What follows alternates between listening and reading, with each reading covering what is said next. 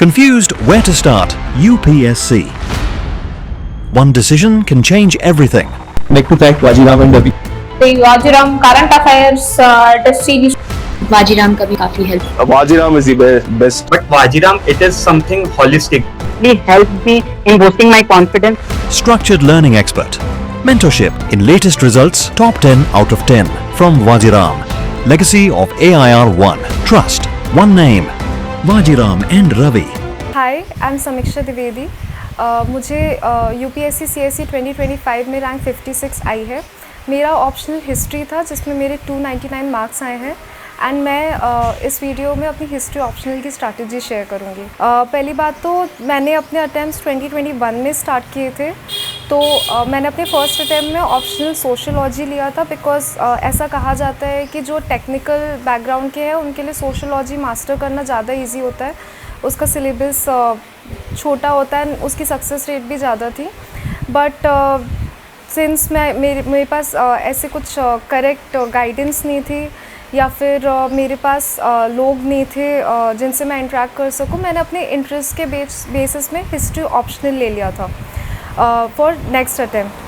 And 2021 में मेरा prelims नहीं हुआ तो मुझे सोशोलॉजी मतलब मैंने एज सच प्रिपेयर भी नहीं किया. I started preparing with history optional. जब मैंने हिस्ट्री ऑप्शनल सिलेक्ट किया था इट वाज मेनली अबाउट मेरे based on my interest. But मुझे ऐसा लगता है अब after spending time with this optional for 5 years that आपको सिर्फ इंटरेस्ट पे नहीं लेना चाहिए ऑप्शनल. आपको बाकी सारी चीज़ें भी इवैल्यूएट करनी चाहिए, जैसे ऑप्शनल की सक्सेस रेट क्या है, स्कोरिंग पैटर्न क्या रहा है. सेकेंड चीज़ कि आपको करेक्ट गाइडेंस मिल रही है मार्केट में कि नहीं, बिकॉज कई बार ऐसे कोचिंग्स होते हैं वो करेक्ट गाइडेंस आपको दे नहीं रहे हैं, उनको खुद नहीं पता है. They are just money making market and like they are doing false promotions. तो मुझे लगता है कि एक ऑप्शनल के टाइम सेलेक्ट करते टाइम आपको देखना चाहिए कि आपको सही कंटेंट और सही गाइडेंस मिल रहा है कि नहीं. उसके साथ ये भी है कि कई लोग हिस्ट्री ये सोच के ले लेते हैं क्योंकि हमें जो पॉलिटिकल हिस्ट्री है पास्ट में वो बहुत इंट्रीगिंग लगती है कि जैसे चंद्रगुप्त मौर्य के साथ क्या हुआ, अशोका के साथ क्या हुआ, अकबर की क्या हिस्ट्री थी. बट द थिंग इज़ कि ये सब पोर्शन एक स्मॉल पोर्शन है पूरी हिस्ट्री का. History as an academic subject is about like facts का एनालिसिस करना, इन्फ्रेंसेस फाइंड करना from the evidences that have been excavated और डिस्कवर्ड. तो उसकी एकेडमिक स्टडी भी इम्पॉर्टेंट होती है जो मतलब एक जनरल स्टडी के पर्सपेक्टिव से नहीं करी जा सकती है. तो ये सब चीज़ें मतलब आप जब एक ऑप्शनल डिसाइड कर रहे हैं स्पेशली फॉर हिस्ट्री ये बहुत इम्पॉर्टेंट होता है. साथ में क्या है कि हिस्ट्री थोड़ा इसका सिलेबस थोड़ा वाइड है. Even though the points are जो सिलेबस के पॉइंट्स लिमिटेड है बट उसमें क्या है कि काफ़ी डायमेंशंस होते हैं. जैसे कई ऑब्सक्योर टॉपिक्स आ जाते हैं, जैसे 2024 में कलंदरिया आ गया था. तो हमें ये देखना है कि हिस्ट्री जब आप एक बार पूरा प्रिपेयर कर लेते हो तो आई think you have a certain hold, तो वो बेनिफिशियल होता है. बट इनिशियली अगर आपके पास बैकग्राउंड नॉलेज नहीं होती है उसकी तो आपको एटलीस्ट 1 से 2 साल लगते हैं उसे मास्टर करने में क्योंकि कंटेंट बहुत ज़्यादा है. एंड उसके साथ फिर आपको उस हिसाब से आंसर राइटिंग करनी पड़ती है क्योंकि हिस्ट्री में आपकी मेमोरी अच्छी होनी चाहिए, आपके फैक्ट्स पे आपका होल्ड अच्छा होना चाहिए. आप गलत नहीं लिख सकते क्योंकि वो जो एग्ज़ामिनर है उस पर नेगेटिव इम्प्रेशन क्रिएट करेगा. आप एब्स्ट्रैक्ट बातें नहीं कर सकते, हवा में बात नहीं कर सकते. आपको फैक्ट को किसी स्कॉलर या किसी एविडेंस प्राइमरी सोर्स उसके साथ सपोर्ट करना होता है. तो आपको ये अंडरस्टैंडिंग डेवलप करनी चाहिए कि अगर आप हिस्ट्री ऑप्शनल ले रहे हो फर्स्ट ऑफ ऑल ये बस 4-6 महीने में ख़त्म नहीं हो जाएगा क्योंकि इसका कंटेंट आपको थोड़ा सा सर्च करना पड़ेगा, थोड़ा उसको मास्टर करना पड़ेगा.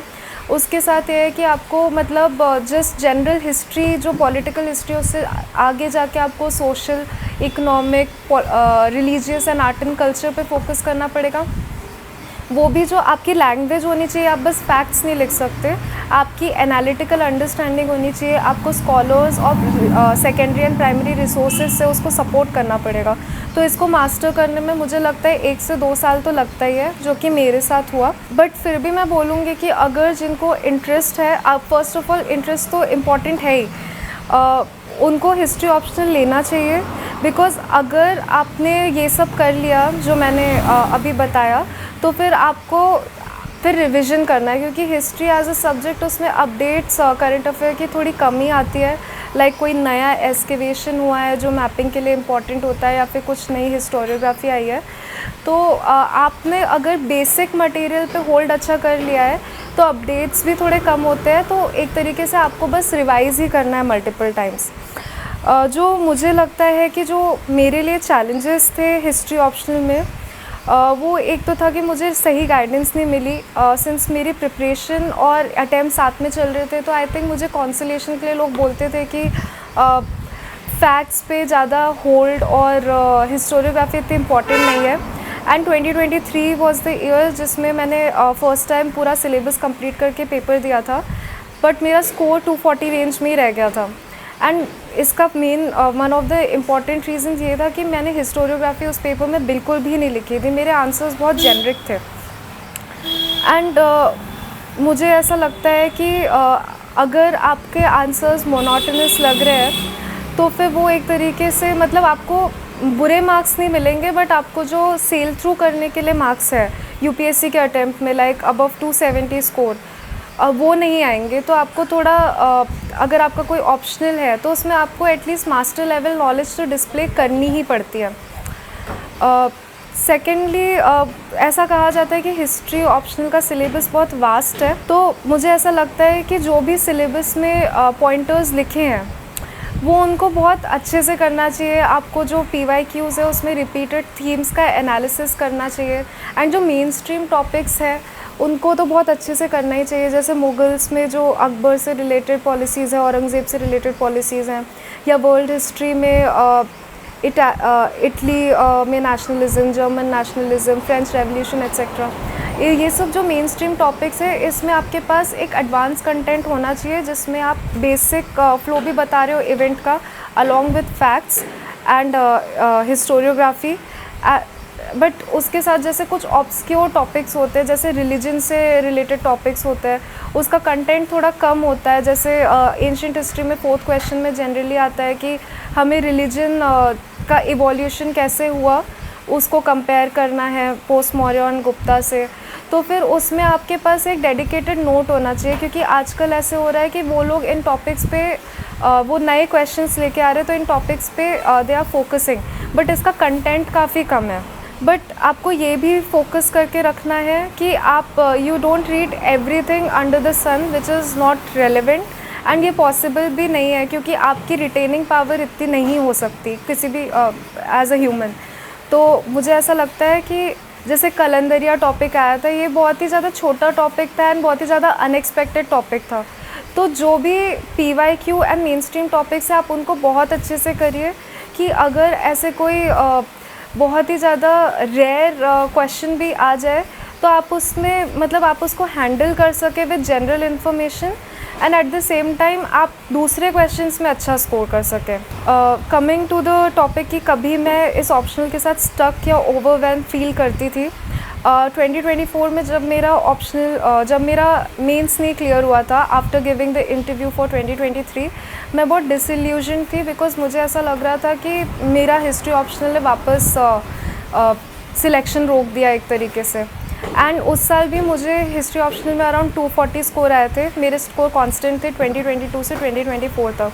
तो मुझे ऐसा लग रहा था, एंड कई मेरे रिलेटिव्स भी बोल रहे थे कि शायद मैंने as person with non history background मैंने हिस्ट्री लेके गलती करी, क्योंकि ऐसा दिख रहा था कि जिनका हिस्ट्री में बैकग्राउंड है उन्हीं के अच्छे स्कोर्स आ रहे हैं, उन्हीं को बेनिफिट मिल रहा है।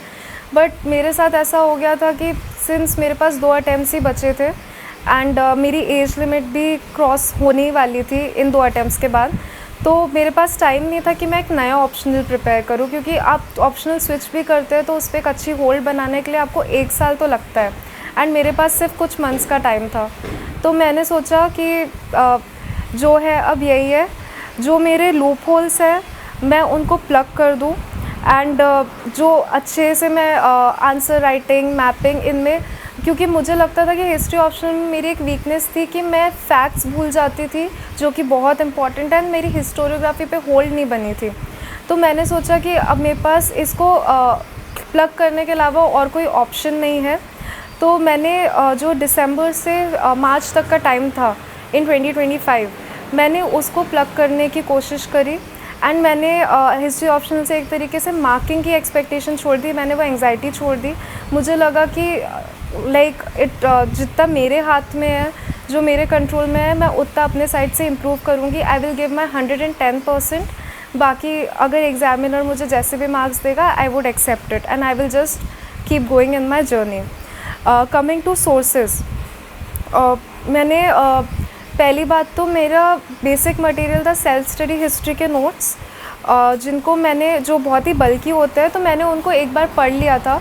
एंड उनका क्या है कि it is a compilation of multiple sources जो भी रेलिवेंट है उस टॉपिक के लिए। तो मैंने उनको पढ़ लिया था और मैंने अपने तरीके से उनको एक कंसाइज तरीके से पेपर में लिख लिया था, जिससे मुझे रिविज़न के लिए ईजी हो।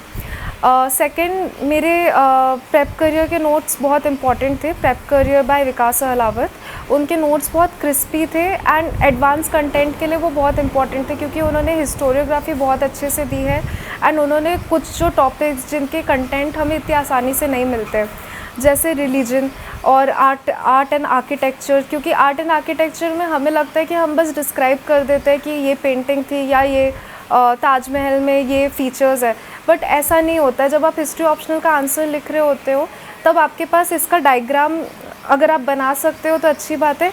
इसके साथ जो स्कॉलर्स ने कमेंट किया है उस पर, प्राइमरी रिसोर्सेज में जो रेफरेंसेस आई है इन टॉपिक्स की, वो भी इम्पॉर्टेंट है। तो उनके नोट्स में ये सब बहुत अच्छे से दिया था, तो मुझे ज़्यादा सर्च नहीं करना पड़ा था। उसके साथ मैंने स्टैंडर्ड बुक्स की थोड़ी कर्सरी रीडिंग भी करी थी, जैसे एंशिएंट हिस्ट्री के लिए मैंने उपिंदर सिंह पढ़ी थी। ऑल्दो कोचिंग नोट्स में, अच्छे कोचिंग नोट्स में आपको उपिंदर सिंह के नोट्स मिल जाएंगे, उनके रेफरेंसेस मिल जाएंगी, बट अगर आप उनकी बुक पढ़ेंगे तो फिर you will get a hold कि आपको हिस्ट्री में लिखना कैसे है, क्योंकि हिस्ट्री में आप डिस्क्रिप्टिवली नहीं लिख सकते एंड आप बस फैक्ट के पॉइंट्स नहीं लिख सकते। आपका एक एनालिटिकल अंडरस्टैंडिंग दिखना चाहिए कि आप एक थीसिस लिख रहे हो, शॉर्ट थीसिस लिख रहे हो 3 से 4 पेजेस का, तो फिर आप ये बुक्स पढ़ेंगे तो आपको वो अंडरस्टैंडिंग आएगी। मेडिवल के लिए मैंने JL मेहता रेफ़र करी थी। मॉडर्न के लिए मैंने प्लासी टू पार्टीशन पढ़ी थी एंड स्पेक्ट्रम भी अब अच्छी वक्त के साथ इम्प्रूव हो गई है। It is spectrum of modern India for modern India. It is a good book, specially उसमें अभी न्यू एडिशन में उन्होंने बहुत सारे जो हिस्टोरियंस एंड जो उस टाइम के फ्रीडम फाइटर्स हैं उनके कमेंट्स भी लिखे हैं, गवर्नर जनरल के कमेंट्स है, तो आप उसके लिए भी उसको रेफ़र कर सकते हैं। वर्ल्ड हिस्ट्री के लिए मैंने जैन एंड माथुर ली थी, specially for the content before world war 1। Post world war 1 के कंटेंट के लिए मैंने नॉर्मन लॉ बहुत अच्छे से पढ़ी थी। नॉर्मन लॉ में भी हिस्टोरियोग्राफी बहुत अच्छी है एंड ऐसा कहा जाता है कि वर्ल्ड हिस्ट्री में हिस्टोरियोग्राफी इतनी इंपॉर्टेंट नहीं है, बट अगर आप लिखेंगे, अगर आप हिस्टोरियंस के नाम डाल रहे हैं तो उसका आपको बहुत फ़ायदा भी मिलेगा। And over the course of my preparation मैंने एक्चुअली रिसोर्सेज डाइवर्सिफाई किए थे, जैसे मैंने मतलब बुक्स भी देखी थी एंड उसके साथ मैंने कोचिंग नोट्स जो प्रेप करियर के एंड सेल्फ स्टडी हिस्ट्री के थे वो मेरे प्राइमरी थे। उसके साथ में जो टेस्ट सीरीज़ मैंने रेफ़र करी थी, मैंने इस साल 3 टेस्ट सीरीज़ रेफ़र की थी, सेल्फ स्टडी हिस्ट्री की, प्रेप करियर की एंड लेवल अप की। तो इनके मैं मॉडल आंसर्स भी बहुत डिलीजेंटली फॉलो करती थी। अगर मुझे उनमें कुछ नया मिलता था तो मैं अपने नोट में ऐड ऑन करती थी। इनफैक्ट मेरे पास जो भी कंटेंट था उससे मैंने हिस्टोरियोग्राफी एक्सट्रैक्ट करके हिस्टोरियोग्राफी की शीट्स बनाई थी टॉपिक वाइज, जिससे मेरे लिए रिवीजन करना बहुत आसान हो जाए और जल्दी हो जाए। तो मुझे लगता है कि आपको रिसोर्स डाइवर्सिफाई करना चाहिए, स्पेशली अगर आपके पास कैपेसिटी है कि आप ज़्यादा कंटेंट कंज्यूम एंड रिटेन कर सकते हैं। बट ऐसा नहीं है कि आप हवा में पहले एक कंटेंट फॉलो कर रहे हैं फिर उसको बिल्कुल गिव अप करके दूसरा कंटेंट फॉलो करने लग गए। मुझे लगता है कि जो आपका जो बेसिक फाउंडेशनल कंटेंट है उसका आपको रिपीटेड रिवीजन करना चाहिए एंड उसके साथ आपको जैसे जैसे अगर कोई न्यू एंड एडवांस्ड अच्छी इन्फॉर्मेशन मिल रही है कंटेंट एनरिचमेंट के लिए, तो फिर उसको आप अपने नोट्स में ऐड ऑन करिए एंड उसको भी रिवाइज़ करिए। रही बात रिवीजन की, मेरा इंटेंशन होता था कि प्रीलिम्स के पहले मेरा पूरा सिलेबस एक बार कंप्लीट हो जाए 2023 में मैंने जो फाउंडेशनल नॉलेज थी एक्सेप्ट फॉर हिस्टोरियोग्राफी वो मैंने कर ली थी बिफोर मार्च। 2024 में मेरा ये इंटेंशन था कि मैं थोड़ा और अच्छे से अपना कंटेंट डेवलप कर लूँ, क्योंकि मुझे ऐसा लग रहा था कि मुझे एक और अटैम्प्ट देना पड़ेगा। And that was true also, but मैंने ऐसा रियलाइज़ कि अपने मार्क्स देख के, स्पेशली जब मेरा सिलेक्शन नहीं हुआ, दैट कुछ हिस्ट्री ऑप्शनल में कमी है। तो फिर मेंस के टाइम पे मैंने प्रेप करियर का एडवांस एनरिचमेंट प्रोग्राम ज्वाइन किया था, जिसमें बहुत historiography, content enrichment, primary resources के रेफरेंसेस ये सब दिए थे उन्होंने। बट उस साल भी मेरा स्कोर 240 ही रह गया था, बिकॉज आई थिंक वो कंटेंट ने मुझे बहुत बर्डन कर दिया था, बिकॉज बहुत एडवांस कंटेंट था, मैं रिटेन नहीं कर पाई थी। तो मेरा इंटेंशन था कि यही सेम कंटेंट मैं दिसंबर 2024 से मार्च 2025 तक मैंने इसको अलग से रिवाइज़ किया, अंडरस्टैंड किया एंड एक तरीके से अडॉप्ट किया कि मतलब मेरी थिंकिंग में भी मतलब मैं इसको अपने रियल लाइफ में भी रेफरेंस लेके आऊँ। In fact what I started doing was कि मैंने हिस्ट्री के रियल लाइफ रेफरेंसेस अंडरस्टैंड करने लग गई थी। फॉर एग्जांपल अगर कहीं मैं वो मूवी देख रही हूँ तो फिर अगर उसमें कोई हिस्टोरिकल प्लेस का रेफरेंस आया है तो मैं उसको मैपिंग के पर्सपेक्टिव से याद कर लेती थी। प्रीलिम्स में भी मैं एक्सकेवेशंस एट्सेट्रा पे बहुत ज़्यादा ध्यान देती थी। तो मेरा ये था कि मैं हिस्ट्री को अडॉप्ट भी कर रही हूँ अपने डे टू डे प्रिपरेशन में, and at the same time जो मेरे पास ओवर द 3 years कंटेंट आया था, जो foundational content and advance content, उसको मैं मार्च 2025 तक पूरा एक बार रिवाइज़ कर लूँ। फिर जब मैं मेंस के लिए प्रिपरेशन कर रही थी from June, July and August, मेरा इंटेंशन ये था कि मैं सारा सिलेबस एटलीस्ट 3 बार करूं। इसमें भी मैंने ज़्यादा टाइम फर्स्ट मंथ में दिया था, जिसमें मैंने अराउंड 10 डेज़ लेके चारों topics ancient world, medieval history and modern history revise किया था। फिर उसके बाद मैंने थोड़ा सा कम टाइम लेके उनका फास्ट रिविज़न किया था एंड एक revision obviously optional and GS paper के बीच में जो 4 दिन मिलते हैं उसमें किया था। मैं मैपिंग के लिए एक स्पेसिफिक इंफॉर्मेशन देना चाहती हूँ, क्योंकि I think mapping was a very important factor कि मेरे 156 स्कोर आए हैं इस बार। फर्स्टली मैंने क्या किया कि ग्रिड मेकिंग की बहुत इमेंस प्रैक्टिस की थी। जैसे ही मेरे पास मैप्स आते थे मैं ग्रिड्स बनाती थी एंड मैंने पॉलिटिकल एंड फिज़िकल मैप दोनों की प्रैक्टिस करी। सेकेंडली मैंने थीम वाइज मैपिंग करी। अल्फ़ाबेटिकली आप थीम वाइज प्रैक्टिस करने के बाद कर सकते हैं टू सी कि आपकी कोई साइट मिस तो नहीं हो रही है, बट थीम वाइज प्रैक्टिस करना ज़्यादा ही अच्छा होता है। उसके साथ आप उसके जो नेसेसरी इन्फॉर्मेशन, जो नेसेसरी दूसरे एडजेक्टिव्स है, जैसे आजकल न्योलिथिक एज के लिए बोटैनिकल रिमेन्स यूज़ हो रहा है, तो आप उन साइट्स के दूसरे एडजेक्टिव्स भी अपने माइंड में रखिए कि और क्या तरीके से वो डिफ़ाइन किया जा सकता है। उसके साथ आपको हर जो थीम की है वो जेनरिक इन्फॉर्मेशन आप रखिए, जिससे अगर आपके पास उसकी स्पेसिफिक इन्फॉर्मेशन नहीं, आप जनरल भी लिखेंगे तो आपको थोड़े से कम मार्क्स मिलेंगे, बट एटलीस्ट 1 मार्क मिल जाएगा, which can be very important. उसके साथ फोर्थली मैंने डिस्ट्रिक्ट मैपिंग पे भी बहुत ध्यान दिया था। मैंने एक पॉलिटिकल मैप डाउनलोड कर लिया था अपने टैबलेट पे। अपने डेस्क के सामने भी मैंने एक बड़ा सा डिस्ट्रिक्ट मैप स्टिक कर लिया था, जिससे कोई जो लोकेशन आई है, अगर मुझे ये नहीं पता है कि वो साइट कौन सी है, तो एटलीस्ट मैं ये बता सकती हूँ कि वो डिस्ट्रिक्ट कौन सी है, एंड इसकी वजह से मुझे थोड़ा सा साइट आइडेंटिफिकेशन के मार्क्स मिल जाएंगे। जैसे 2024 में मैंने रत्नागिरी मार्क किया था फॉर पेट्रोग्लिफ्स, क्योंकि वो उधर समवॉट नियर बाय लोकेशन में आता था। एंड उसके साथ मैंने जनरेटिव एआई का यूज़ किया था। मैं चैट जीपीटी में डालती थी स्टेट एंड कोई लेटेस्ट एक्सकेवेशन वहाँ पे हो रहा है कि नहीं, या फिर मैं थीम डाल देती थी कि लेटेस्ट मोनेस्ट्री एक्सकेवेशंस एट्सेट्रा। तो आई थिंक उसकी वजह से मुझे जो करंट अफेयर में एक्सकेवेशंस चल रहे हैं, क्योंकि वो भी आजकल पूछे जा रहे हैं। इनफैक्ट लाइक लास्ट 3 years में अराउंड 3-4 साइट्स न्यू पूछी जा रही है जो PYQ में नहीं है। तो आई थिंक इसकी वजह से you can not do everything under the sun, but at least you can be prepared. But मुझे लगता है कि मैपिंग में आप ये 4-5 चीज़ें करेंगे तो आप एटलीस्ट 15 to 17 साइट्स सही कर सकते हैं। मेरी भी इस बार 17 to 18 साइट्स करेक्ट थी। एंड इससे आगे अगर आप करेंगे तो आप बाकी सब्जेक्ट्स के साथ इनजस्टिस करेंगे। तो आपकी ये कोशिश होनी चाहिए कि जो आपके पास PYQ हैं और जो ऑलरेडी मेन स्ट्रीम साइड से आप उनका आपका उन पे होल्ड अच्छा हो, जो करंट अफेयर पे है उनको आप रिकॉग्नाइज़ कर सके। एंड बाकी अगर कोई ऑब्सक्योर और कोई रिमोट साइट आ रही है तो वो आई डोंट थिंक किसी को पता होगी, तो वो ऑटोमेटिकली बैलेंस हो जाएगा। बस आपके पास जो कंटेंट है उस पर आपका कंट्रोल अच्छा होना चाहिए।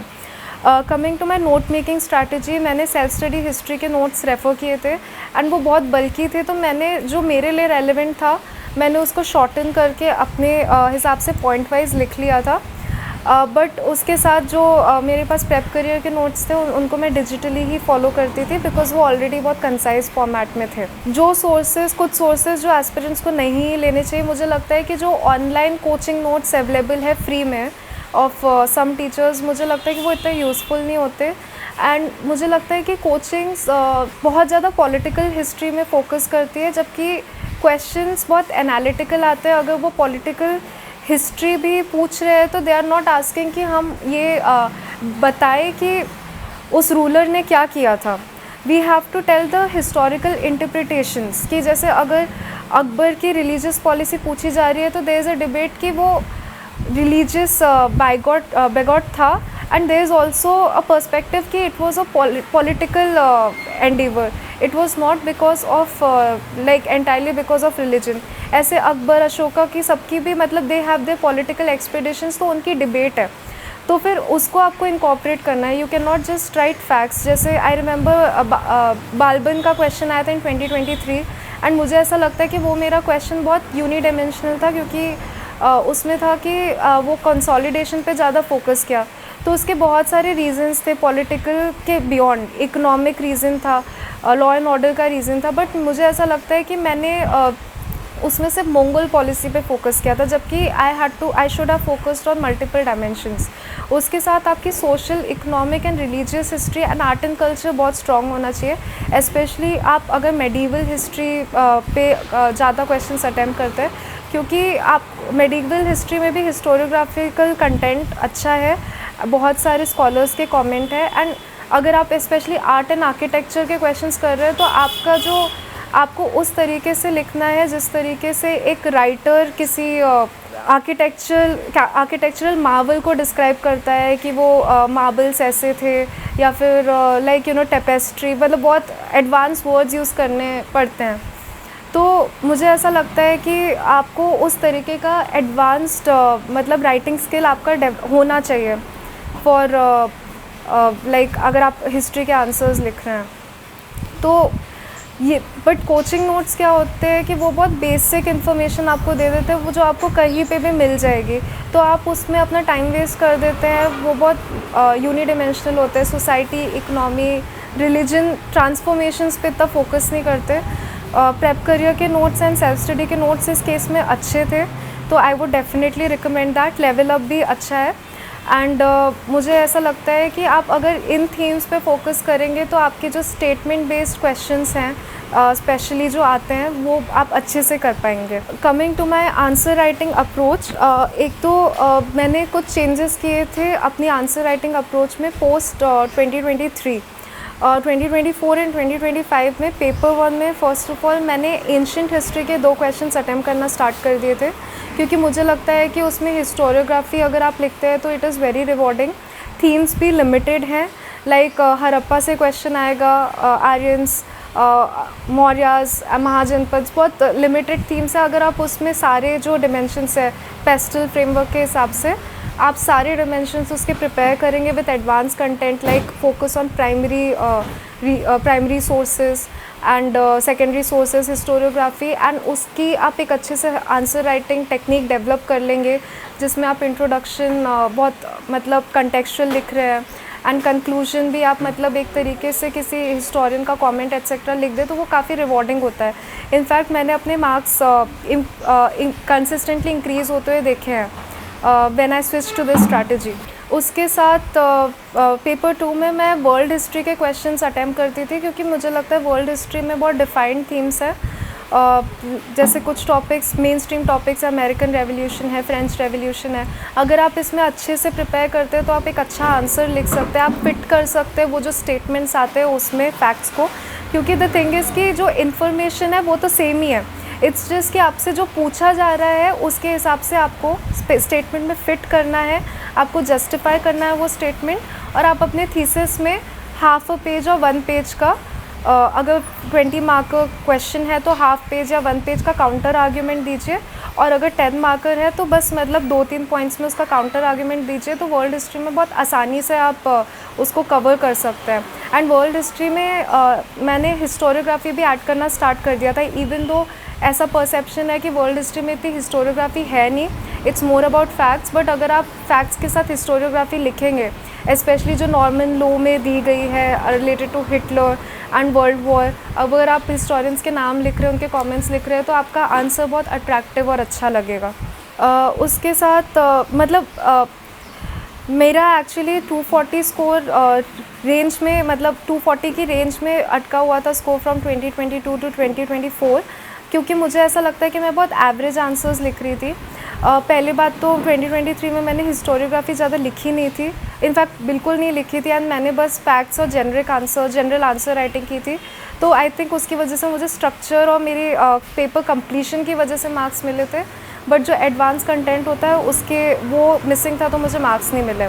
एंड उसके साथ मैंने काफ़ी चीज़ें करी 2025 में, चेंज करी। पहली बात तो हिस्टोरियोग्राफी ऐड करी, दूसरी चीज़ है कि मैंने एनालिटिकल लैंग्वेज यूज़ करी, जिससे जैसे स्कॉलर्स के कमेंट्स और मतलब थोड़ा बस डिस्क्रिप्टिव आंसर की जगह मैं एक तरीके से एनालाइज कर रही थी कि फैक्ट्स को बैक कर रही थी सोर्सेज से एंड कमेंट्स से, एविडेंसेस से, तो उसकी वजह से वो थोड़ा एडवांस लग रहा था, हिस्टोरिकल राइटिंग लग रही थी। एंड मैं हिस्टोरियंस के स्टेटमेंट्स भी यूज़ कर रही थी, जैसे मैंने इंट्रोडक्शन एंड कंक्लूजन थोड़ा अट्रैक्टिव बनाने की कोशिश करी। जैसे विजयनगर का क्वेश्चन आता था तो मैं रॉबर्ट सीवेल की बुक का मेंशन करती थी। कंक्लूजन में मैं जो अगर हिस्टोरियंस ने कुछ अच्छा कमेंट दिया है, जैसे आसी मजुमदार ने बोला था for Gupta empire that its fall, even though Hunaz had a role, but the internal rot had also set in। या फिर अगर अरब इन्वेजन है उसमें भी बहुत एक अच्छा स्टेटमेंट था कि the population had turned treacherous और betray कर दिया था, तो that's why the rulers could also not support the polity। तो ये सारे अगर आप ऐसे स्टेटमेंट्स जो हिस्टोरियंस ने दिए हैं कंक्लूजन में या फिर इंट्रोडक्शन में, तो आपका आंसर बहुत अट्रैक्टिव लगेगा, और ये भी आप परसेप्शन देंगे कि आपने हिस्ट्री बेसिक जनरल स्टडीज़ से आगे पढ़ी है। मेरे आंसर में हमेशा स्ट्रक्चर होता था। फर्स्ट ऑफ ऑल मेरा इंटेंशन ये होता था कि मैं अच्छे से पेपर कंप्लीट करूँ, रश ना लगे कि लास्ट में मैंने बस फ्लो चार्ट्स बना दिए। मेरे आंसर्स में हमेशा introduction, body, conclusion well defined होता था। And as I said, introduction में मैं कुछ मतलब कंटेक्चुअल फैक्ट्स या रेफरेंसेस यूज़ करने की कोशिश करती थी। जैसे अगर अशोका का क्वेश्चन आया तो आप ऐसे कुछ यूज़ कर सकते हैं कि वी.ए. स्मिथ ने जो कमेंट्स दिए थे, या फिर आर.एस. शर्मा ने कोई कमेंट दिया है related to Mauryan polity. Body में मुझे ऐसा लगता है कि अगर डिबेट वाला क्वेश्चन है तो आप मल्टीपल हिस्टोरियंस यूज़ करिए, बट अगर कोई जनरल क्वेश्चन है जैसे मौर्य की पॉलिटी के बारे में यूज़ हो रहा है, तो फिर आप उसमें फैक्ट्स को सब्सटैंशिएट करिए हिस्टोरियोग्राफी से या प्राइमरी रिसोर्सेज से, नॉट कि आप सोर्सेज लिख रहे हैं एंड फिर उसमें जो फैक्ट्स दिए हुए हैं उसको लिख रहे हैं, क्योंकि आपकी आर्ग्यूमेंट प्राइमरी होनी चाहिए एंड फिर जो वैल्यू एडिशन है सब्सटैंशिएशन के लिए लाइक हिस्टोरियोग्राफी एट्सेट्रा वो सब यूज़ करनी चाहिए। उसके साथ आपको मुझे लगता है कि मैप्स, डायग्राम्स और टाइमलाइंस यूज़ करनी चाहिए। मुझे एक गलत गाइडेंस दी थी इनिशियली, क्योंकि मुझे लगता था कि मैं नहीं कर सकती, तो आई थिंक कंसोलेशन के लिए मुझे किसी ने बोला था कि timelines and years are not important, but मुझे ऐसा लगता है कि अगर आप हिस्ट्री पढ़ रहे हैं तो आपको जो ईयर में होल्ड है कि नादिर शाह ने कब इन्वेड किया या फिर अकबर की एग्जैक्ट रेन क्या थी, तो इन सब के बारे में आपको, since you are in history optional student, आपको ये सब पता होना चाहिए जिससे आप लिख सको एग्ज़ाम में सही तरीके से, क्योंकि उससे एक अच्छा इंप्रेशन पड़ता है कि आपको है नॉलेज। तो फिर आपको मैप्स, डायग्राम्स, टाइमलाइंस ये सब आपको इम्प्लीमेंट करना चाहिए, लिखना चाहिए इन रेलेवेंट मैनर। जैसे अगर कभी भी अलाउद्दीन खिलजी के पॉलिटिकल एक्सपीडिशन आए तो आप मैप में बताइए कि इस साल that person invaded Ranthambore, then he went to Chittorgarh etcetera. Along with that आप मतलब फ्लो चार्ट्स भी बना सकते हैं, बट आपको टेक्स्ट से कॉम्प्रोमाइज़ नहीं करना है कि आप आंसर फ्लो चार्ट में लिख रहे हैं। फ्लो चार्ट मतलब आप एक तरीके से वैल्यू एडिशन में होना चाहिए, एंड फैक्ट्स को बैक करना चाहिए एनालिसिस से। मुझे इस बार one of the highest marks आए हैं in history option, and I think कुछ फैक्टर्स हैं जिन्होंने मेरी हेल्प की। फ़र्स्ट ऑफ ऑल पेपर 1 में मैंने मैपिंग पे बहुत ज़्यादा ध्यान दिया था। मैंने सारे जो भी मेन स्ट्रीम साइट्स है जो PYQ में आई हैं और जो भी मतलब बेसिक टेक्स्ट में लिखी हैं, मैंने उनको बहुत अच्छे से करने की कोशिश की। उसके साथ मैंने हिस्ट्री थोड़ा इंटरनलाइज भी किया था अपनी प्रिपरेशन में। अगर मुझे प्रीलिम्स का पढ़ते हुए या फिर कोई मैं मूवी या फिर बुक पढ़ रही हूँ, कोई आर्टिकल पढ़ रही हूँ, उसमें कोई हिस्टोरिकल साइट का मेंशन होता था, मैं उसको नोट डाउन कर लेती थी, क्योंकि मुझे ऐसा लगता है कि आजकल न्यूज़ साइट्स भी आ रही हैं। सेकेंडली मैंने हिस्टोरियोग्राफी पे बहुत वर्क किया था। मैंने हिस्टोरियोग्राफी में मतलब अलग अलग शीट्स बनाई थी हर टॉपिक की। एंशिएंट, मेडिवल, मॉडर्न वर्ल्ड तो डिवाइड किया ही था, उनमें जो रेलेवेंट टॉपिक्स है जैसे मौर्यन पॉलिटी के बारे में या फिर फ्रेंच रेवोल्यूशन के बारे में, हर टॉपिक के लिए मैंने हिस्टोरियन एंड उनके कमेंट्स अच्छे से लिख लिए थे, जिससे मैं फास्ट रिविजन कर सकूँ पेपर के पहले।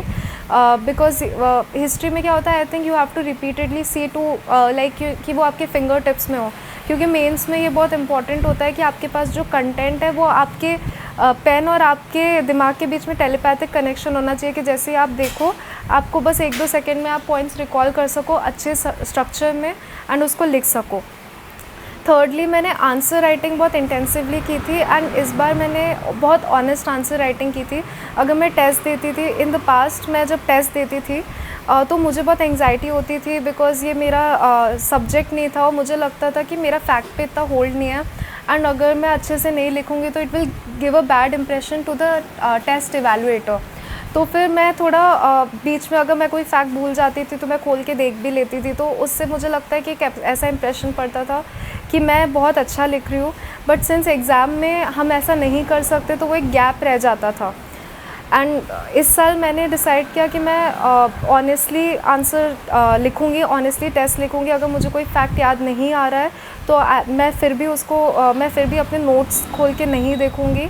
एंड आई थिंक उससे मुझे ये हेल्प हुई कि मेरी रिकॉलिंग पावर मैंने पॉलिश करी इस चीज़ की वजह से। एंड ये मेरे लिए मेन एग्ज़ाम में बहुत हेल्प किया, क्योंकि मैंने जो मेरी वीकनेसेस थी, जैसे मुझे फैक्ट्स रिकॉल करने में प्रॉब्लम हो रही थी, वो मल्टीपल रिविजन्स के साथ और ऐसे प्रैक्टिस करते करते वो मेरे फिंगर टिप्स में आ गए थे। इनफैक्ट हिस्टोरियोग्राफी भी कई हिस्टोरियंस के नाम एट्सेट्रा जो उन्होंने बोला था उनको मैं बहुत अच्छे से कॉन्टेक्चुअलाइज कर पा रही थी। उसके साथ ये है कि मैंने अपनी टेस्ट टेकिंग स्ट्रैटेजी मैंने पहले ही डिसाइड कर लिया था कि मैं एंशिएंट से 2 और वर्ल्ड हिस्ट्री से 2 क्वेश्चन करूँगी। एंड मेरा हमेशा ये इंटेंशन रहता था कि मैं पेपर टाइम पे कंप्लीट करूँ। इस बार भी मेरा पेपर 1 मिनट पहले ख़त्म हुआ था, एंड मैंने सारे क्वेश्चंस में प्रॉपर स्ट्रक्चरिंग मेंटेन करके रखी थी, जिसमें मैंने इंट्रो, बॉडी एंड कंक्लूजन बहुत अच्छे से लिखा है।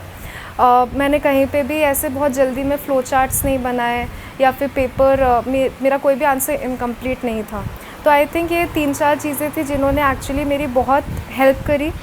पास प्रिपरेशन में जो भी मेरे लूप होल्स थे, इस साल मैंने गैप फिल करने की कोशिश करी। एंड एक और चीज़ ये है कि मैंने हिस्ट्री ऑप्शनल में मार्क्स पे फोकस करना बंद कर दिया था, बिकॉज़ मुझे ऐसा लग रहा था कि पहली बात तो रादर दैन ब्लेमिंग अदर्स, मुझे लगा कि पहले मैं अपने लूप होल्स फिक्स कर लूँ कि मेरे 240 में क्यों स्टक हैं, और उसके साथ मैंने सोचा कि अगर मेरे इसके बाद भी 240-260 रेंज में स्टक रहेंगे तो भी I will keep going, I will give another attempt. And मैंने मार्क्स पे बेसिकली एंग्जाइटी लेना बंद कर दिया था, बिकॉज़ मुझे ऐसा लगा जो मेरे कंट्रोल में है मैं वो करूँ, बाकी जो यूनिवर्स चाहेगा और जो एग्ज़ामिनर चाहेगा वो like I will follow that. उसके साथ जो मेरी स्ट्रैटेजी और टाइमिंग थी प्रेपरेशन की, मैं क्या करती थी इवन ड्यूरिंग मेंस, मैं एक ही सब्जेक्ट उठाती थी दिन में, क्योंकि मैं अराउंड रोज़ आंसर राइटिंग करने जाती थी, 3 आवर्स के टेस्ट देती थी, 5 days इन अ वीक मैं answer writing and test taking करती थी। तो उसकी वजह से मुझे ऐसा लगता है कि वो उसमें मेरा काफ़ी टाइम चला जाता था। तो जो later half of the day था उसमें मैं एक ही सब्जेक्ट कवर करती थी। तो मैंने वीक में जीएस और हिस्ट्री का डिवीज़न कर लिया था। 4 डेज़ में जीएस पढ़ती थी, 3 डेज़ में हिस्ट्री पढ़ती थी। तो उसमें मेरा इंटेंशन होता था कि अगर मेरा फर्स्ट डिवीज़न चल रहा है तो मैं 2 वीक में अपना एंशिएंट हिस्ट्री कंप्लीट कर दूं। तो फिर जैसे मैंने 2 वीक्स में 6 डेज़ एंशिएंट हिस्ट्री पूरी तरीके से पढ़ लिया। मैं 2-2 टॉपिक्स रोज़ रिवाइज़ करती थी। ऐसे जब मेरा सेकेंड रिवीजन चल रहा था उसमें मैंने वीक में मैं 3 दिन ही हिस्ट्री कर रही थी, बट उसको मैंने रिड्यूस कर दिया था कि मैं अब 1 वीक में अपना सेकेंड रिवीजन करूँगी। उसके साथ टेस्ट टेकिंग का बहुत इंपॉर्टेंट रोल था मेरी सक्सेस में। मैंने अराउंड 22 to 24 टेस्ट दिए हैं सिमुलेटेड मैनर में। मैं मेरे घर के पास एक लाइब्रेरी थी, वहाँ पे जाके मैं टेस्ट देती थी एंड मैं विदाउट फ़ोन जाती थी जिससे मुझे कोई डिस्ट्रैक्शन ना हो। एंड मैं वहाँ पे लगातार बैठ के 3 घंटे का टेस्ट देती थी। इसकी मैंने जो टेस्ट सीरीज़ रेफ़र की थी that was self study history, prep career by विकासा अलावत and level up. And in fact मैंने 2 टेस्ट बचा के रखे थे right before the optional exam. तो मैंने जीएस एंड ऑप्शनल के बीच में भी 2 टेस्ट दिए थे for paper 1 for paper 1 and 1 for paper 2 between GS and optional papers. And मैंने विजन का अभ्यास भी दिया था इस साल and that was very helpful because मैं वहाँ गई थी तो एक्चुअली वो सिमुलेटेड एनवायरनमेंट में होता है, तो वो काफ़ी हेल्पफुल था मेरे लिए कि मैं गेज कर सकूँ कि मेरे टाइम मैनेजमेंट कैसा है एंड मैं मैप्स की साइट्स कैसे आइडेंटिफाई कर पा रही हूँ एंड मेरा स्ट्रक्चरिंग कैसा है आंसर का। एंड मैं जब पेपर दे के आई थी तो मुझे लगा कि शायद मैंने उतना अच्छे से नहीं लिखा जितना मुझे लिखना चाहिए था। एंड विजन अभ्यास की एक चीज़ बहुत अच्छी थी कि उन्होंने न्यू क्वेश्चंस लिए थे अपने हिसाब से एंड उनके मॉडल आंसर्स भी काफ़ी अच्छे थे। उन्होंने मतलब जो फैक्ट्स, हिस्टोरियोग्राफी एंड जो वैल्यू एडिशन पॉइंट्स थे वो बहुत अच्छे से कैटेगराइज करके दिए थे। उनको मैंने फाइनल एग्ज़ाम के लिए भी अब काफ़ी अच्छे से रिवाइज़ किया था। तो एंड मुझे ऐसा लगा था पेपर देने के बाद कि शायद मैंने इतना अच्छा नहीं किया है, बट वो टेस्ट विजन अभ्यास आई थिंक इंडिया में 50 लोगों ने दिया था, 50 लोगों ने दिया था, तो उसमें भी मेरी दोनों पेपर में सेकंड रैंक आई थी। So that was a confidence booster for me. And time management का मेरा जब मैं पेपर देती थी मेरा ये इंटेंशन होता था कि मैं पेपर कंप्लीट करूँ कंफर्टेबली। तो मेरा ये ऐसा होता था कि पहली बात तो मैं एक सेक्शन पूरा करती थी। अगर मैं एंशिएंट हिस्ट्री स्टार्ट किया तो मैं सारे एंशिएंट हिस्ट्री के क्वेश्चंस करूँगी, फिर मैं मेडिवल में जाऊँगी। पेपर 1 में मैं पहले हाफ एन आवर मैप को देती थी एंड मेरी कोशिश रहती थी कि मैं 30 मिनट्स में कंप्लीट कर दूँ। उससे ज़्यादा टाइम लगेगा तो फिर आपके बाकी के क्वेश्चन सफ़र करेंगे।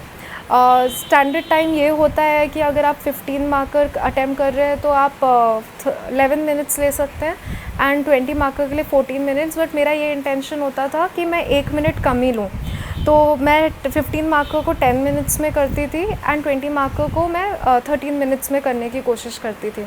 एंड जब मेरा एंशिएंट हो जाता था तब मैं मेडिवल में मूव करती थी एंड मेडिवल में भी मैं एक क्वेश्चन करती थी। तो मेरा ये था कि मैं उसको जो एक क्वेश्चन जो एक 50 मार्कर है वो मैं हाफ एन आवर में कंप्लीट कर दूँ, जैसे 10-10 एंड 10-10 एंड बाकी का जो 13 मिनट्स है 33 मिनट्स में मेरी कोशिश रहती थी कि मैं उस क्वेश्चन को कंप्लीट करूं एंड लास्ट में मैं 10 मार्कर करती थी। तो 10 मार्कर में भी मेरा इंटेंशन होता था कि मैं 6 मिनट्स लूँ पर क्वेश्चन। ऐसे स्टैंडर्ड टाइम 7 होता है, बट 7 में एग्जैक्टली 7, 11 एंड 14 अगर आप टाइम लेके चलेंगे फॉर 10, 15 एंड 20 तो आपको एग्जैक्टली 3 आवर्स लगेगा। अगर आप 6, 10 एंड 13 लेके चलेंगे तो आपके पास थोड़ी विंडो रहेगी एंड ऑब्वियसली आप इसमें एग्जैक्टली नहीं ख़त्म कर सकते। कुछ क्वेश्चंस आपको ज़्यादा अच्छे से आते हैं तो उसमें आपको थोड़ा ज़्यादा टाइम लगेगा, कुछ में कम आता है तो आप जल्दी लिख लेंगे। बट अगर आप ये फ्रेमवर्क लेके चलेंगे तो आपके पास अराउंड 2-3 मिनट लास्ट में बचेंगे कि आप एक बार पेपर देख पाए कि आपने सब अच्छे से अटैम्प्ट किया है कि नहीं। इन पेपर 2 मैं वर्ल्ड हिस्ट्री से स्टार्ट करती थी एंड वर्ल्ड हिस्ट्री के 50 मार्कर जो स्टेटमेंट बेस्ड क्वेश्चंस होते हैं जो हमें सिलेक्ट करने पड़ते हैं उनसे स्टार्ट करती थी। क्वेश्चंस मैं दोनों पेपर में पहले ही डिसाइड कर लेती थी कि मैं कौन से करूँगी, जिससे मेरे दिमाग में फ्रेमवर्क हो कि अब मेरे फ्रेम ऑफ माइंड में हो कि अब मुझे बस पेपर अटैम्प्ट करना है, मैंने अपना क्वेश्चन पेपर डिसाइड कर लिया है। तो वर्ल्ड हिस्ट्री से मैंने इस बार 6th एंड 7th क्वेश्चन किया था एंड उसकी भी मेरी कोशिश थी कि मैं 33 मिनट्स में कंप्लीट कर लूँ। फिर उसके बाद मैं वर्ल्ड हिस्ट्री के 10 मार्कर करती थी, क्योंकि अगर जब आप हैवी क्वेश्चंस लिखते हो 20 10 मार्क वाले, तो फिर आपका ब्रेन भी थोड़ा थक जाता है। तो फिर आप 10 मार्कर करोगे तो फिर वो थोड़ा मतलब आपके लिए इजी होता है कंपैरेटिवली एंड थोड़ा रिफ़्रेशिंग भी होता है। तो फिर मैं पहले 10 मार्कर कर लेती थी वर्ल्ड हिस्ट्री के, and since I was already in that frame of mind for that subject, तो मैं मैंने सोचा कि मैं वर्ल्ड हिस्ट्री कर रही हूँ तो मैं वर्ल्ड हिस्ट्री कंप्लीट कर लेती थी। तो फिर अराउंड मुझे 1.5 घंटा वर्ल्ड हिस्ट्री के लिए लगता था, 1.5 से 2 घंटा वर्ल्ड हिस्ट्री के लिए लगता था। एंड मैं लास्ट के 1 आवर मैं मॉडर्न इंडिया को देती थी, जिसमें मैं पहले 50 मार्कर करती थी, 50 मार्कर 3 क्वेश्चंस करती थी, एंड लास्ट में मॉडर्न इंडिया के जो 10 मार्कर्स हैं फर्स्ट क्वेश्चन वो करती थी। And my honest advice two aspirants is, first of all किनको हिस्ट्री ऑप्शनल चूज़ नहीं करना चाहिए। मुझे ऐसा नहीं लगता कि मैं किसी को ऐसे बोल सकती हूँ मत करो, बट अगर किसी के पास टाइम कम है फॉर प्रिपरेशन, जैसे उनको इसी साल अटैम्प्ट देना है and they need an optional जो जल्दी हो जाए, तो मुझे ऐसा लगता है कि उनको थोड़े ज़्यादा दूसरे ऑप्शनल लेने चाहिए, मेन स्ट्रीम ऑप्शनल्स लेने चाहिए, जैसे सोशोलॉजी एंड एंथ्रोपोलॉजी काफ़ी वेल सॉट आफ्टर ऑप्शनल्स हैं। हिस्ट्री ऑप्शनल में टाइम लगता है थोड़ा, स्पेशली अगर आप हिस्ट्री के बैकग्राउंड से नहीं है तो उसमें आपको अपना एक्सपर्टीज़ डेवलप करने में टाइम लगता है, क्योंकि स्टैंडर्ड बुक्स पढ़ना एंड कंटेंट में एडवांसमेंट एनरिचमेंट लेके आना, ये आपको कहीं कोचिंग से आपको भले ही मिल जाएगा, बट वो इंटरनलाइज करने में टाइम लगता है, क्योंकि आप हिस्ट्री ऑप्शनल में हवा में बातें नहीं कर सकते, आपको फैक्ट्स की बातें करनी होती है। एंड कुछ सब्जेक्ट्स होते हैं जिनमें आप एब्स्ट्रैक्ट बातें कर सकते हैं, उसमें गाइडेंस भी मार्केट में बहुत अच्छे से अवेलेबल है, जैसे सोशोलॉजी में है। तो मुझे लगता है कि जिनके पास कम टाइम है उनको थोड़े दूसरे ऑप्शनल्स देखने चाहिए, बट अगर हिस्ट्री ऑप्शनल आपने ले लिया है तो आप उस पर आप रिग्रेट मत करिए, because I am one of those example जिसको हिस्ट्री ऑप्शनल की वजह से ही रैंक आई है। मुझे जो IAS के रैंक मिली है और 56, उसमें हिस्ट्री ऑप्शनल का बहुत ज़्यादा रोल है। तो मुझे लगता है कि अगर आप किसी भी ऑप्शनल में 100% देंगे और अपने लूप होल्स, अपनी वीकनेसेस प्लग करेंगे, तो देयर इज़ अ चांस कि आपको सक्सेस मिलेगी। एंड हिस्ट्री ऑप्शनल में डेफिनेटली आपको मल्टी डिमेंशनल एस्पेक्ट्स जैसे society, economy, religion, art and culture पे भी ध्यान देना चाहिए बियॉन्ड पॉलिटिकल हिस्ट्री। बट जो भी रिपीटेड थीम्स है, PYQ को बिल्कुल इग्नोर नहीं करना चाहिए। इनफैक्ट आपके पास PYQ के मॉडल आंसर्स होने चाहिए एंड आपको रिपीटेडली वो करके जाने चाहिए, इनफैक्ट एग्ज़ाम से पहले भी।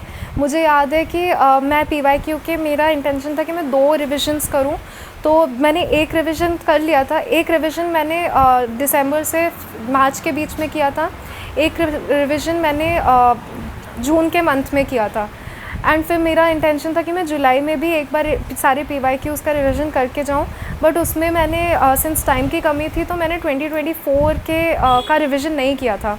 एंड फ़नी थिंग इज़ कि 2024 के क्वेश्चंस भी रिपीट हुए थे 2025 में।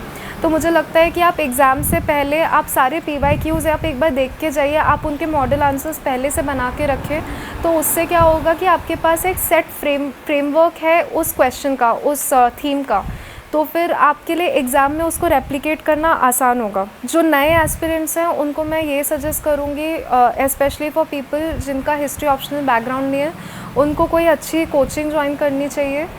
जैसे मैं पर्सनली लेवल अप और प्रेप करियर सजेस्ट करूँगी, क्योंकि वहाँ पे मुझे बहुत अच्छा गाइडेंस मिला था। सेल्फ स्टडी हिस्ट्री के नोट्स आपके लिए अच्छे रहेंगे फॉर फाउंडेशन कंटेंट, बट जो गाइडेंस होती है कि आंसर राइटिंग कैसे करनी है, क्योंकि हिस्ट्री की आंसर राइटिंग डिफरेंट होती है GS से।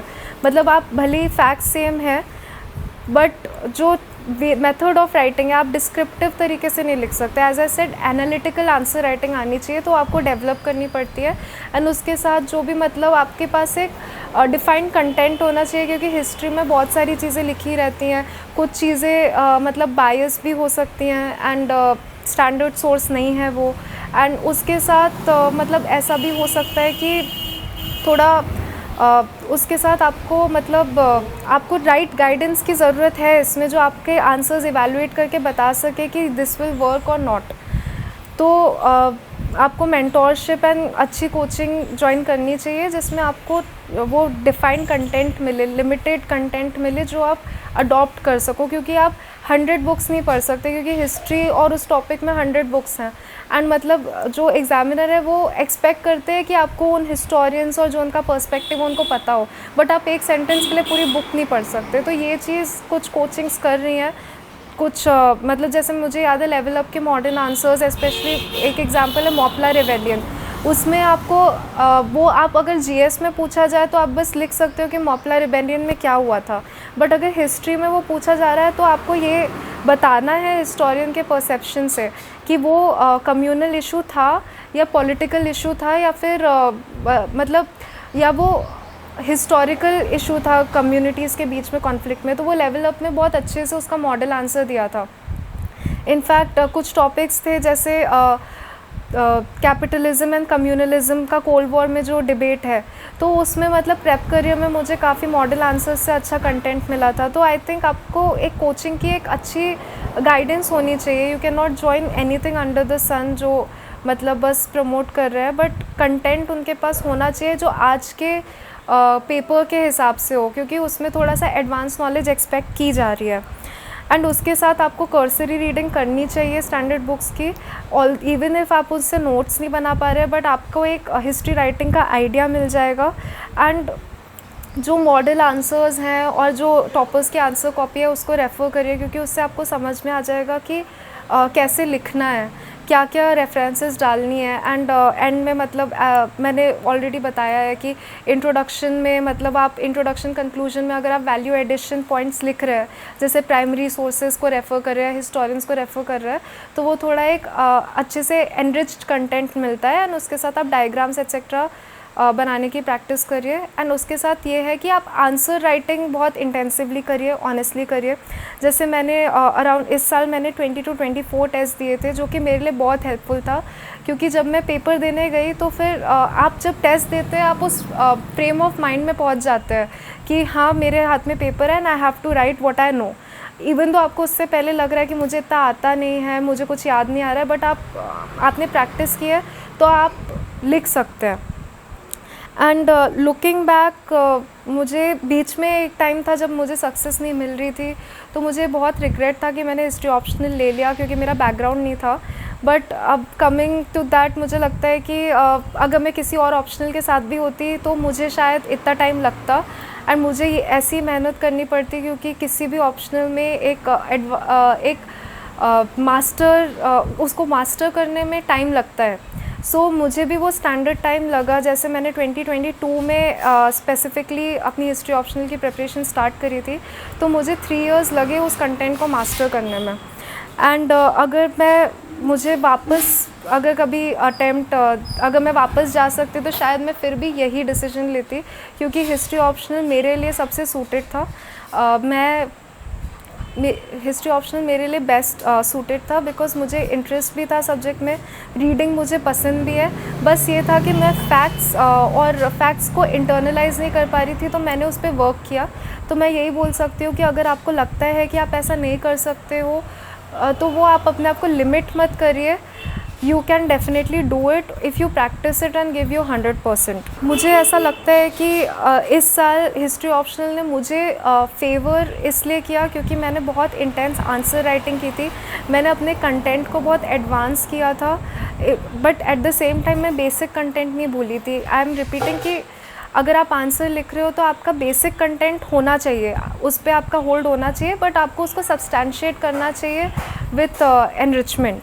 एंड आपकी कॉन्सेप्चुअल क्लैरिटी होनी चाहिए ऑफ सब्जेक्ट्स।